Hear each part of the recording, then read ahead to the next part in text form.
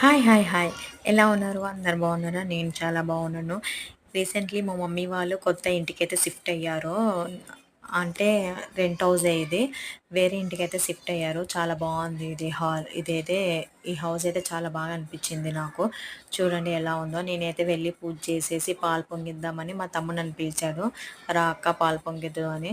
నేనైతే ఇక్కడ పాలు పొంగిద్దామని చెప్పేసి పాలైతే పెట్టేసాను ఇక్కడ. పూజ కంప్లీట్ అయ్యింది. తులసి చెట్టు కూడా పాతింటి నుంచి కొత్త ఇంటికి తులసి చెట్టు కూడా తీసుకొచ్చి పూజ అయితే చేశాను నేను ఇక్కడ.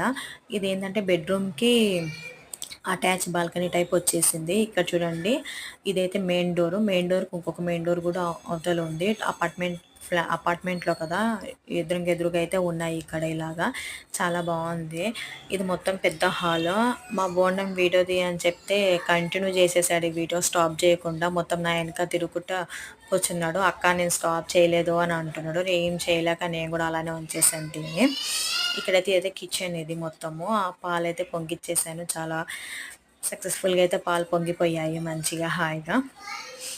పాలు పొంగిచ్చిన తర్వాత నేను కార్తీక మాసం అని చెప్పేసి నేను కూడా ఇక్కడ మెయిన్ డోర్ దగ్గర దీపాలైతే పెట్టేశాను తమలపాకులు. ఇదైతే పెద్ద హాల్ అండి. హాల్ అయితే పెద్దగా వచ్చింది.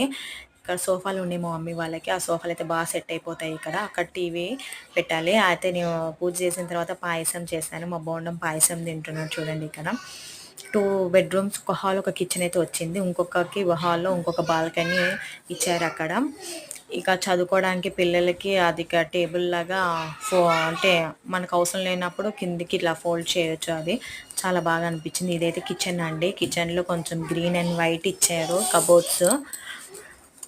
చూడండి గణపతి చాలా బాగున్నారు కదా! పూజ అయితే సక్సెస్‌ఫుల్‌గా కంప్లీట్ చేసేసాను నేను.